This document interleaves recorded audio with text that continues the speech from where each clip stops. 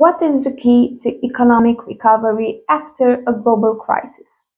For Russia, the answer lies in innovation. This article highlights how the country's heavy dependence on exports and its underdeveloped manufacturing sector made it especially vulnerable to the economic downturn. As a result, Russia risks falling farther behind developed economies.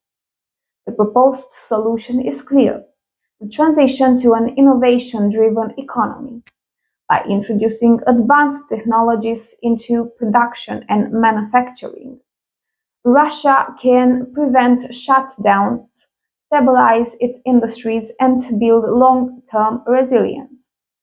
The paper's goal is to outline mechanisms that will help shift the Russian economy towards sustainable growth through innovation management and information technologies.